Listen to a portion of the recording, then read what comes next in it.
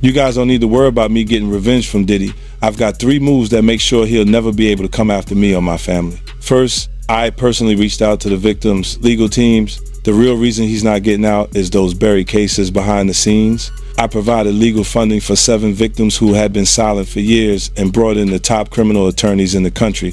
Second, I bought up every potential post-release business deal he had lined up. I planned this 2 years in advance, so by the time he got sentenced and still had hope of getting out, every partner had already cut ties with him. Third, I don't just have evidence, I've got backups. This is an entire minefield that's been buried for 20 years. I uncovered every secret from the last 30 years. With testimonies from the victims, we interviewed over a dozen people he tricked, threatened, or violated. You think that's harsh? No, he destroyed other people's lives for decades. I'm just making sure he spends a few extra years in prison for it. I'm not afraid of his people, not afraid of his threats. I know he's still in there fantasizing about a comeback, but the truth is... The focus has returned to 50 Cent, and this time the story goes beyond the documentary. He revealed that his Netflix series about Diddy only covered part of what his team uncovered, with some significant details left out due to time constraints. One personal connection, in particular, didn't make it into the episodes, and rather than saving it for a potential second season, 50 has suggested that some of the unreleased material could appear independently on YouTube. Since the series premiered, even more people have come forward with additional information, adding layers to the narrative. Comedian T.K. Kirkland recently commented on the situation, noting that 50's pursuit is not about attention or creating drama, but is driven by a deeper, more personal reason that continues to shape the story. All the women in the world that Diddy could have gotten with, he chose 50 Cent's baby mother. It's a lot of variables to this particular question. Because I talk to a lot of people, older, younger, even my daughter, who's 22, she didn't understand it. So people give their opinion based on what they've experienced and their environment, people they've been around. So to the people that understand boundaries and respect, I always tell men you should never date another man's girl if you're not. He emphasized that crossing that line represents a serious level of disrespect, noting that throughout his life he has deliberately avoided involvement with anyone previously connected to a close associate, treating it as an unspoken rule not to break.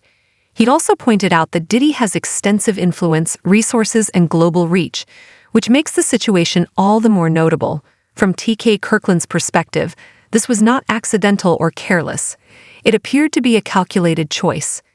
Considering the long-standing tension between Diddy and 50 Cent, TK suggests it is difficult to interpret the action as anything other than intentional, adding further complexity to an already evolving situation. After the baby mother of one of his rivals. Exactly. Someone who had been taking shots at him for years. Absolutely. On purpose. And he went after her knowing that they had beef. Right. And slutted her out. Slutted her out. Just slutted her out. Slutted out. Having a whole basketball team run a train on her. Totally and did. I just totally the whole agree. thing, right? Totally agree. Right. But his reputation from when he worked at Uptown, I'll be sure's girlfriend.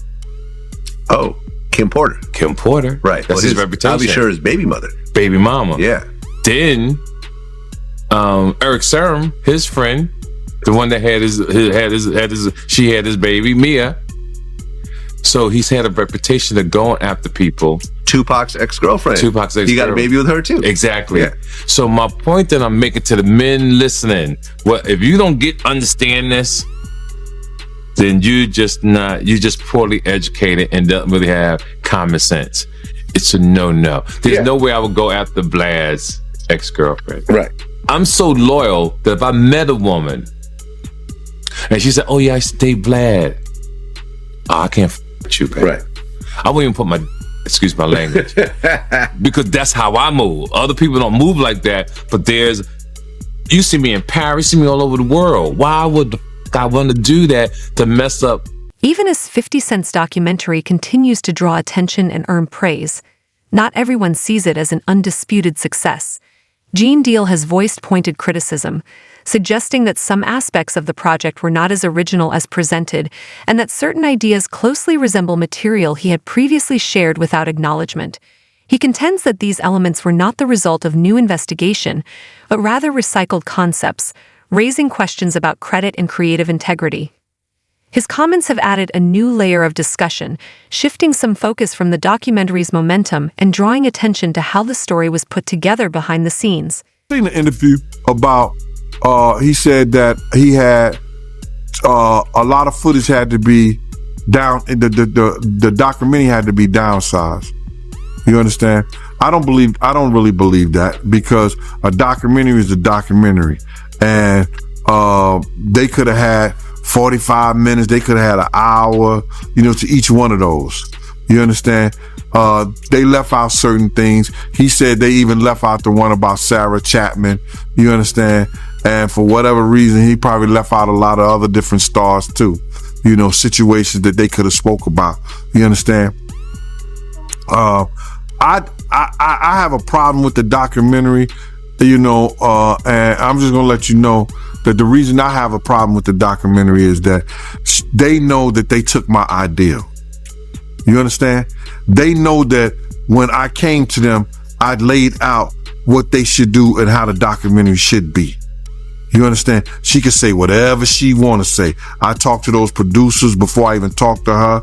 They wanted to know what I had, what I was bringing, my pictures, all that stuff like that. And I told them about me, Tim, and Kirk.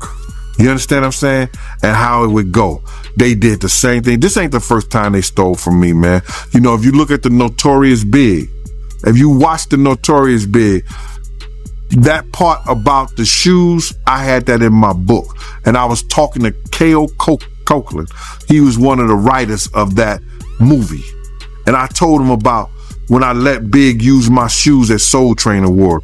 You had this old flunky ass dude, Mike B, get on Angie Martinez's show and talk about, Big, he wore mixed max shoes and he went out there and performed. When you go look at the film, when you go look at Big performing that on that show, ain't nothing mixed match about them shoes. There was $800 Maury's, size 14D. Big wore 14E. E means that his shoes is a little wider than mine. He struggled, but he put them on and he went out there and performed. Those was my Gators that he had on. You understand? They did a little skit trying to disrespect me in the movie. You understand? And they said something about, He also commented on the speculation that 50 Cent might release even more material online in the future, noting that if additional content does appear, it may be difficult for anyone to stop it. From Gene Deal's perspective, if there were a genuine way to suppress the documentary, it likely would have been used by now. The fact that it hasn't speaks volumes about where influence currently lies. According to him, the continued availability of the project sends a clear signal, raising questions about how much control Diddy actually maintains and how much of that authority may already have diminished. And if 50 do another one, and I heard he's going to put it on YouTube or do whatever he's going to do, Puff ain't going to have nothing to do with that. Puff ain't going to have nothing to do to try to stop that, because he can't. Because if he could stop it, it would have been stopped. You know why he can't stop it? Because Puff know people right there at Netflix. Don't think he don't. And I don't know if this guy still worked for them, but he was part of the Flavor Unit, Shakim. He was part of the Flavor Unit. He was good friends. He was cool with Puff and them. Flavor Unit and them, Queen Latifah and them, they was cool with Puff. If Puff would have sent the cease and desist over there, and they could do it, and he had the power and they wasn't right, they would have been done it. You see, it's still rolling, right? It's still going on, right? He ain't got that power no more. You understand?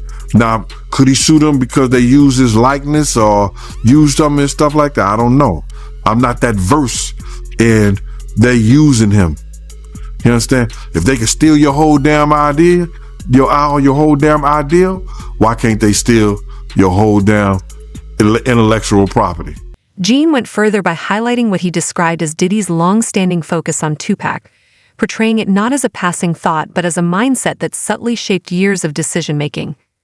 He suggested that this perspective influenced how Diddy navigated behind the scenes, guided key choices, and approached both personal and professional matters. According to Gene, this focus became a defining factor in Diddy's approach, shaping strategies and actions in ways that continue to resonate today. I did see the interview that 50 did with Sherry, and he was talking about he didn't release the video about Puff having a kid by Kim Porter's friend, Sarah Chapman. Now, we all know that she used to date Tupac. You understand? So either he got her because he wanted some remnants of Tupac. We don't know. But it seemed like every dude that he had some kind of disdain, dislike, or that he idolized, in a sense, he wanted their girl, or he wanted to be a part of their girl. I don't know why. Yo, bro, this dude was, I don't know if he was in love or in hate for Tupac. He wanted to be an actor. He auditioned for Juice. But Pac beat him out for that Bishop thing. You understand what I'm saying? He wanted to be a part of that. Just go, and not so many years ago, when Puff started getting into that drugs and started using drug stuff, he started revamping some of Tupac's speeches. And if you think I'm lying, go look at the Grammy speech he did. Go look at a couple of speeches he did. It was the same exact words Tupac had said. That he was going to start this whole revolutionary of our people. That's Tupac. Black Lives Matter, the Black Liberation Movement, that was Pac. The Black Liberation Movement. Black Lives Matter? Come on, bro. This dude, everybody know that he had some kind of, I don't want to say disdain taste, but he had some kind of, I don't, jealousy of Tupac, bruh. The documentary, however, is not without gaps. One notable omission that drew attention was the limited coverage of Kim Porter. As Diddy's longtime partner and the mother of his children, she played a significant role in his life, yet her presence in the series was minimal. She passed away unexpectedly in 2018 at the age of 47, with pneumonia listed as the official cause, but the sudden nature of her death has continued to spark public discussion and questions. Given how deeply connected she was to Diddy, many viewers felt that the documentary's brief treatment of her story left the narrative incomplete, highlighting a key chapter that remained largely unexplored and underscoring how important context was left out. Do you think that Diddy killed Kim Porter? Absolutely. Why? Because of all the videotapes, because of the book, because of all the people she gave copies of her book to, or at least chapters, because of everything that she had on him, because of the tape that she used to blackmail him into a relationship and into a raise of him being sodomized by Andre Harrell. And I am not saying that allegedly, because I heard her and Kim Moore talking about it in the booth of the bathroom while snorting cane. Kim Porter occupied a central place in Diddy's life, witnessing everything from private relationships to major business decisions and moments the public never saw. Yet the documentary gave little attention to her role. Multiple sources suggest her story was intentionally downplayed, perhaps because it was considered too sensitive or complex to address directly. Gene, who says he knew Kim personally and supported her on multiple occasions, believes she understood far more than most realize. From his perspective, leaving her perspective out removed a critical layer of insight, leaving the overall narrative feeling incomplete, especially given how deeply she was involved in events behind the scenes. That she did have a book, and that her book was about to come out. And she was talking about all the perils, everything that she went through in the music business and with Diddy. All the men that they slept with together, because there were men that they slept with together. There were swinging times that they slept with together.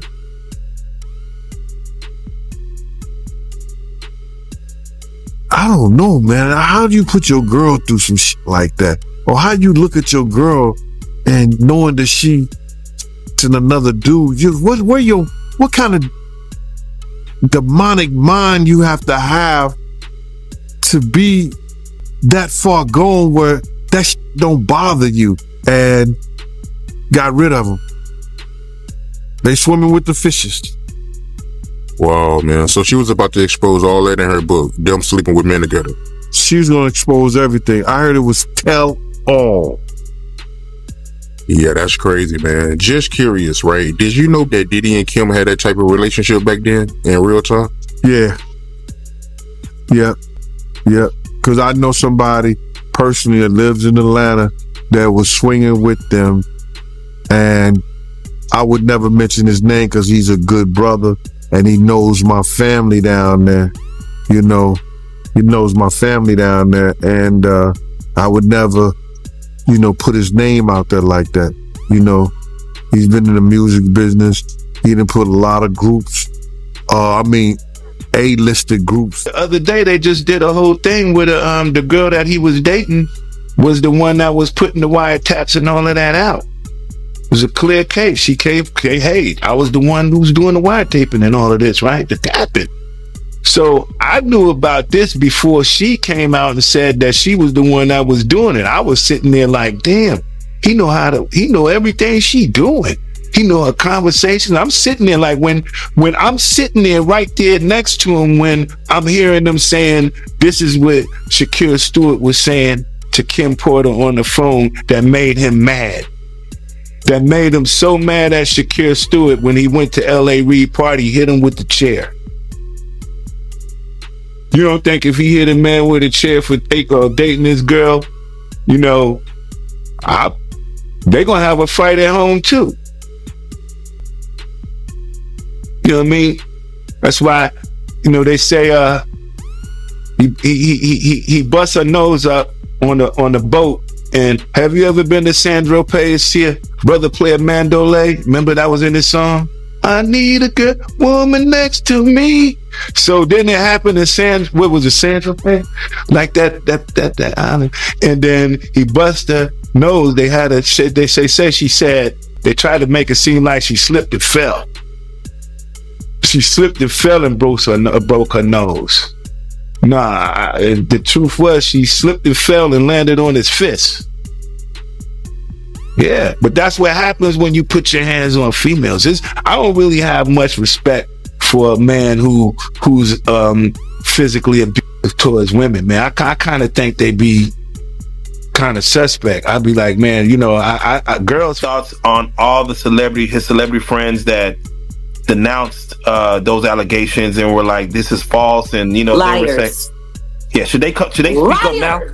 It's getting a little too late for those who are complicit. Stevie J should be charged. Mary J. Blige should also be charged. Jennifer Lopez should definitely be charged. Jay-Z should be charged. Khaled should be charged. Rick Ross should be charged. Usher should be charged and tried with him. Off of Justin Bieber alone. What he saw and what happened to him in his own mama house. All of those strangers, them up involved, looking around, seeing what was going on. And let's just be clear, it sounds like her house was a house of, professional freak-offs. So who knows what he saw or what could have happened to him while she was busy entertaining people and pouring and getting tips, as she would say, for her after-hour life. Oh yeah. He was. I'm gonna say he was surprised to hear that. School bus driver. No, was he surprised or was he like, "Zip it, you talking too much"? Because that's what it looked like to me. It looked like you talking a little bit too much. They don't need to know about that. while she was sitting up there, oh, because I was a bus driver and I was this, and I worked at the after hours. And I would pour them drinks and they would give me big tips. In Sean's own words, in Diddy's own words, he had said he had a sigh of relief learning that he was the son of a hustler or a gangster. Like he wanted that status. He wanted to say that he was a sigh of relief is a wild thing to say, that your daddy was a gangster or a hustler. That's what you heard that he was. Well, I mean, like Tim said, they had a bunch of blaxploitation movies being played around the house all the time. They grew up with the Mac playing. They grew up with Superfly playing. Like, I mean, if that's what you got going on, you got two women in the house and there's no men around, and these are what the little boys are watching. You got basketball players coming over late at night. You got hustlers coming over, PIMPs coming over, women who look like they were modeling for Jet Magazine coming over. Like, it sounds like the nature of the environment is what shaped their perception of what cool was. So yeah, I mean, I'm sure for him it was, oh man, that's who my dad was. So I'm sure for him, it made him feel good because all of that stuff that he was watching, he really came from that. But that was really his legacy. And yeah, I'm sure for him, it felt good to know that his dad was this big hustler who turned out to be a snitch, who got his brains removed. Or the situation where they say he was trying to shape Misa into his mother. Can you see that? Like, yeah, with the blonde hair and yeah, and all of that. I mean, somebody asked a question: what kind of man puts his hands on his mother? The same kind of man that parties with his mom, the same kind of man who kisses his mom in the mouth, the same kind of man who seems to have accurate knowledge that his elderly mother can put both of her hands, her palms on the floor and while she's standing up, bent over. Oh damn, I ain't seen that one. Oh. You never seen the Instagram video where he was talking about how his mom is still young and spry and how she still liked the party and how they was getting a IV drip? Oh. Damn. And she was kissing him in the mouth on the video, and it was like, yeah, my mom can bend over and touch the floor with her palms. It's a very, very, very. You know, it kind of goes into. I mean, he seems to be having, and again, I know the freak offs that his son is there. Like, it seems like he likes to get down with his kids. Yeah. But that wasn't all. Just to hear Little Rod say, like, the boys were around. Roger Bonds talked about the children as well. What kind of parenting relationship is that? But then again, that goes back to the conversation of Lori Harvey, Steve Harvey's daughter. It was all known that she was spotted in them streets with Justin, and then she was spotted in them streets with Diddy, and they all tried to sit there and pretend like that wasn't what it was.